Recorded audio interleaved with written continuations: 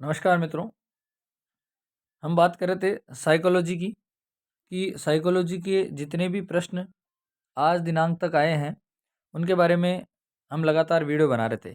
ये हमारा 8वां वीडियो है और लगभग हमने बात की थी कि 1200 प्रश्न आपको मिलेंगे।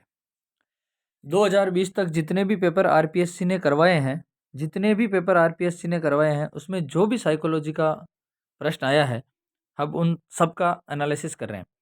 आप समझ में आ रहा होगा आपको कि धीरे-धीरे ये प्रश्न रिपीट हो रहे हैं, तो आपको इस चीज़ों को बहुत अच्छे से ध्यान में रखना है। हम शुरू से बात करते आ रहे हैं, आज भी करूँगा, हर वीडियो में करते हैं कि हमें एक टारगेट फिक्स करना है। तो ये टारगेट अपना है कि हमें स्कूल लेक्चरर एग्ज़ाम जितने भी हुए हैं, जितने भी साल के हैं, 2011 से लेके 2020 तक, उन सब में जितने भी क्वेश्चन्स आते हैं, मेरे हिसाब से लगभग 1200 प्रश्न बनते हैं, उन सब का रिवीजन आपको करवाया जा रहा है। इनकी पीडीएफ आपको हमारे टेलीग्राम चैनल पर मिल जाएगी और टेलीग्राम चैनल का लिंक इसके डिस्क्रिप्शन में मिल जाएगा।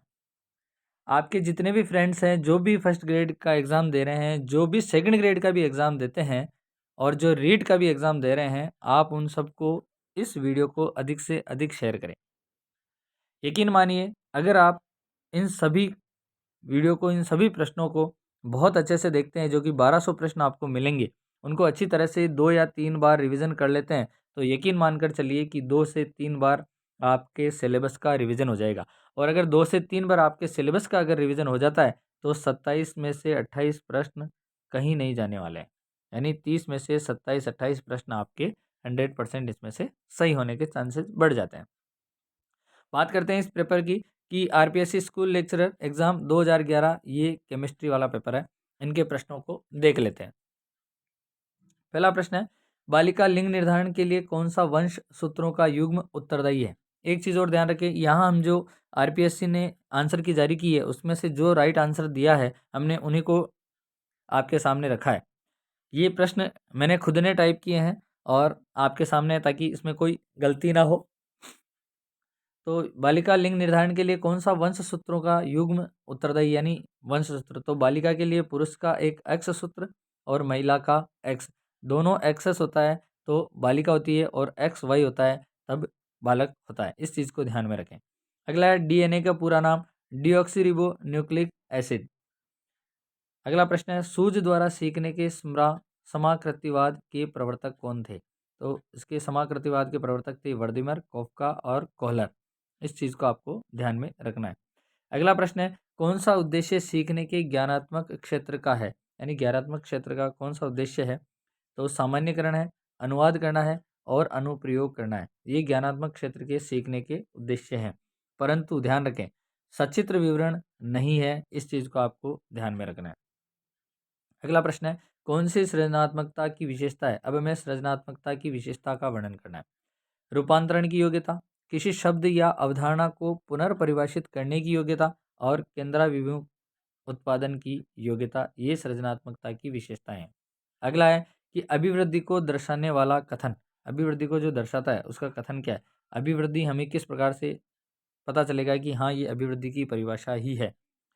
अभिवृद्धि को दर्शाने वाला कथन कौन सा? 1 माह के बालक में दांतों का निकलना और एक 13 वर्ष के बालक के चेहरे पर बालों का उगना, यह अभिवृद्धि के उदाहरण मान सकते हैं। ऐसे कथन है ये दोनों जो अभिवृद्धि को दर्शाते हैं कि 6 माह के बालक में दांत निकल जाते हैं और 13 वर्ष के बालक के चेहरे पर बालों का उगना। अगला प्रश्न है, विकास को दर्शाने वाले कथन। अब ये दोनों देखिए कि वहाँ पेपर में एक ही था, वहाँ प्रश्न था कि अभिवृद्धि और विकास को दर्शाने वाले कथन बताइए। तो 2 कथन अभिवृद्धि के थे, 2 विकास के थे। तो यहाँ पर आपको अभिवृद्धि का बता दिया। अब विकास को दर्शाने वाले कथन कौन से? 3 माह के बालक का उल्टा पलटकर पेट के बल लेटना और एक शिशु द्वारा उसके आगे लुढ़कती वस्तुओं पर आंखें केंद्रित करना, ये विकास को दर्शाने वाले कथन है। अगला प्रश्न है कि ऐसे 2 संदर्भित मानववादी मनोवैज्ञानिक कौन हैं जिन्होंने मानव व्यक्तित्व की व्याख्या स्वयं आवश्यकताओं के सिद्धांत के आधार पर की है? उन दोनों मानववादी वैज्ञानिकों के नाम बताने हैं आपको। एक तो है मैस्लो और एक है रॉजर्स। इस चीज़ को आपको ध्यान में रखना है। अगला प्रश्न है, आत्म संप्रत्यय की महत्वपूर्ण विशेषता है, यानी आत्म संप्रत्यय की विशेषता कौन सी है? तो यह व्यवस्थित होती है, यह विशिष्ट लक्ष्य लिए होती है और यह बहुआयामी होती है। यह है आत्मसंप्रत्यय की विशेषता। फिर है अनुदेशन रणनीतियों के समक्ष अपेक्षित अधिगम के उद्देश्य। अब उद्देश्य बताने हैं किसके? अनुदेशन रणनीतियों के समक्ष अपेक्षित अधिगम के उद्देश्य बताने हैं। पहला है दृश्य आधारित सहायक सामग्री किसी विचार को मानस पटल पर अंकित करना। दृश्य जो दिखाई देगा उसका सहायक सामग्री कौन सी? किसी विचार को मानस पटल पर अंकित करना। अगला ऑप्शन है सादृश्य प्रयोग, पहले से परिचित एवं नवीन ज्ञान का समानांतर चित्रण प्रस्तुत करना। अगला ऑप्शन है अधिगमकर्ता की सक्रिय सहभागिता, किसी कार्य को निष्पादित करना। अगला ऑप्शन है अग्रिम संगठक, किसी ज्ञान को प्रदान करने से पूर्व आवश्यक जानकारी प्रस्तुत करना। फिर अगला प्रश्न है अपना साथियों के दबाव से मूर्खतापूर्ण अनुगमन किस आवश्यकता से अभिप्रेरित होता है? तो वह होता है उपलब्धि से अभिप्रेरित होता है। अगला प्रश्न है प्रेरणा प्रबलन हास सिद्धांत के प्रदाता यानी इसके जन्मदाता या प्रदाता कौन है? तो CL हल यानी हल इसके प्रदाता हैं। हमें इस चीज़ को ध्यान में रखना है। अगला प्रश्न है अपना कि ऐसे अभिभावक जो अपने बालकों की उपलब्धि अभिप्रेरणा को बढ़ावा देना चाहते हैं उन्हें क्या चाहिए? उन्हें चाहिए बालकों को प्रारंभिक वर्षों में बिना अभिभावकों की मदद के अपनी जिम्मेदारियां संभालने हेतु प्रोत्साहित करें। उनको चाहिए कि बालकों को प्रारंभिक वर्षों में अभिभावक के बिना मदद के जिम्मेदारियां संभालने के लिए प्रोत्साहित करना चाहिए। अगला प्रश्न है कौन सा परीक्षण जो जीवन पर्यंत चलने वाले अनौपचारिक अधिगम द्वारा प्राप्त सूचनाओं पर केंद्रित है? ऐसा कौन सा परीक्षण है जो जीवन पर्यंत चलने वाले अभिवृद्धि परीक्षण? कौन सा परीक्षण है? अभिवृद्धि परीक्षण।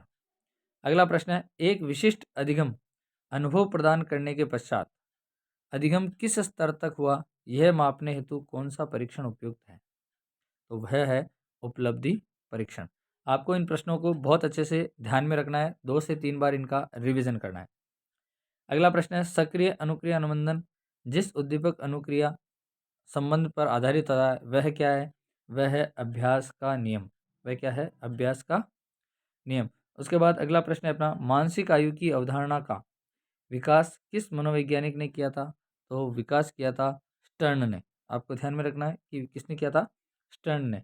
अगला प्रश्न है मूक एवं बधिरों की बुद्धिमत्ता का परीक्षण होता है अमौखिक बुद्धिमत्ता परीक्षण और निष्पत्ति बुद्धिमत्ता परीक्षण ये होता है। अगला है कि एक बालक जिसकी मानसिक आयु 12 वर्ष तथा कालानुक्रमिक आयु 10 वर्ष है उसकी बुद्धि लब्धि क्या होगी? उसकी बुद्धि लब्धि 120 होगी। एक बालक जिसकी मानसिक आयु 12 वर्ष है तथा कालानुक्रमिक आयु 10 वर्ष है उसकी बुद्धि लब्धि कितनी होगी? तो उसकी बुद्धि लब्धि होगी 120। उसकी बुद्धि लब्धि होगी 120। उसके बाद अगले प्रश्न की चर्चा करते हैं वह सिद्धांत जिसमें किसी समस्या के तात्कालिक समाधान को प्रमुखता दी जाती है वह सिद्धांत कौन सा है?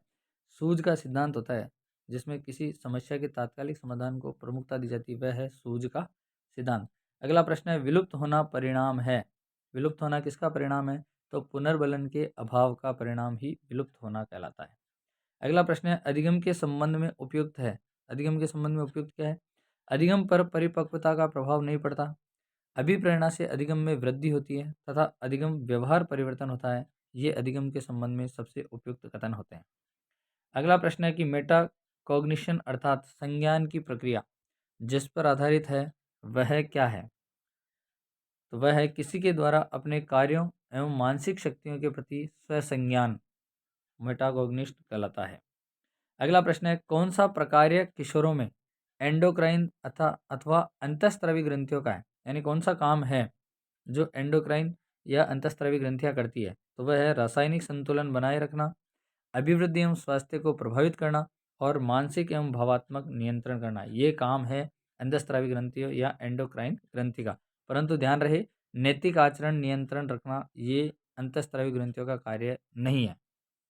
अगला प्रश्न है एक अंतःक्रियात्मक वीडियो सिस्टम में कौन सा माध्यम प्रयोग होता है? तो वह है video cassette, video disc, Microsoft प्रदत्त इंटरफेस, ये सब किसमें होते हैं? अंतःक्रियात्मक वीडियो सिस्टम में काम में लिए जाते हैं।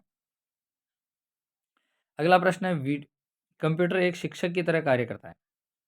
कैसे? अभ्यास एवं पुनर्अभ्यास द्वारा। अभ्यास एवं पुनर्अभ्यास द्वारा। और अगला प्रश्न है, गतिविधियों के आधार पर सही परीक्षणों का चयन। अब जो सही परीक्षण है उनका नाम लिखा है। जैसे पाठ्य सहगामी क्रियाएं कौन कौन सी है? बुद्धि, अभिक्षमता और अभिरुचि परीक्षण। समस्यामूलक बालकों के लिए क्या जरूरी है? व्यक्तित्व परीक्षण बहुत अति आवश्यक है।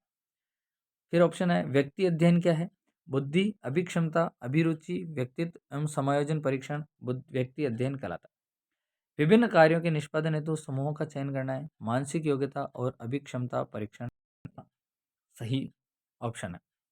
अगला प्रश्न है कि संप्रेषण के तुल्यकालिक माध्यम कौन कौन से हैं? एक तो चैट है, वीडियो कॉन्फ्रेंसिंग है और टेली कॉन्फ्रेंसिंग है। ये सभी संप्रेषण के तुल्यकालिक माध्यम हैं। फिर अगला प्रश्न है अपना कि कौन सा कथन शिक्षा शास्त्र की अवधारणा को वर्णित करता है, यानी शिक्षा शास्त्र की अवधारणा को वर्णित कौन करता है? तो एक है, शिक्षण अधिगम में वैज्ञानिक ज्ञान की व्यवस्थित प्रत्युक्ति। दूसरा है, शिक्षण एवं अधिगम का विज्ञान एवं कला। फिर है, छात्रों, अध्यापकों एवं तकनीकी संसाधनों को एक साथ लाने का प्रयास। ये सभी क्या है? शिक्षा शास्त्र की अवधारणा को वर्णित करता है। अगला ऑप्शन प्रश्न है अपना लास्ट अंतिम इस पेपर का कि विशिष्ट अधिगम व्यक्तिक्रम एवं उनके लक्षण की सही तालिका, यानी अधिगम व्यक्तिक्रम और उनके लक्षण कौन कौन से हैं वो देखने हैं। एक तो डिस्प्रेक्सिया क्या है? तो विशिष्ट लेखन एवं गणितीय व्यतिक्रम, इसे डिस्प्रेक्सिया कहते हैं। डिस्केकुलिया क्या है? विशिष्ट गणितीय व्यतिक्रम, डिस्केकुलिया कहलाता है। डिसलेक्सिया क्या है? विशिष्ट वाचन व्यतिक्रम, डिसलेक्सिया कहलाता है। और डिसग्राफिया है लिखने संबंधी व्यतिक्रम। अब इस चीज़ को आपको थोड़ा सा ध्यान में रखना है। यहाँ आपको पता चल जाए, ग्राफ, ग्राफ का मतलब होता है जहाँ हम लिखते हैं, चित्र बनाते हैं, वो लिखने संबंधी है तो ग्राफ कर देना। डिसलेक्सिया लक्ष्य विशिष्ट आता है साबुन, तो लक्ष्य से विशिष्ट वाचन याद रह जाएगा। डिस्केकुलिया कैलकुलेटर से विशिष्ट गणितीय गणितीय व्यतिक्रम आ जाएगा। और डिस्प्रेक्सिया का अर्थ है विशिष्ट लेखन और गणितीय व्यतिक्रम। इस प्रकार हमने इस पेपर का एनालिसिस किया है। ये प्रश्न रिपीट होने लग गए हैं, आप इस चीज़ को थोड़ा सा ध्यान में रखें, बहुत अच्छे से पढ़ना है। और अगर आपको आप इनको 2 से 3 बार पढ़ लेते हैं तो आपका 2 से 3 बार रिवीजन हो जाएगा। अगर रिवीजन 2 से 3 बार हो जाता है तो 30 में से 27 या 28 प्रश्न आने के चांसेस पूरे पूरे बनते हैं। अगर ये वीडियो आपको अच्छा लगा हो तो इसे लाइक करें, शेयर करें और जिसने अभी तक सब्सक्राइब नहीं किया है वह सब्सक्राइब करें। अपने सभी दोस्तों के साथ बहुत अधिक शेयर करें और जितने भी आपके पास ग्रुप हैं जो स्टडी से रिलेटेड हैं उनमें सब में इनको शेयर करें ताकि सबको लाभ मिल सके। इसकी पीडीएफ हमारे टेलीग्राम चैनल पर आपको मिल जाएगी। बने रहें हमारे साथ। मिलते हैं अगले वीडियो में। जय हिंद, जय भारत।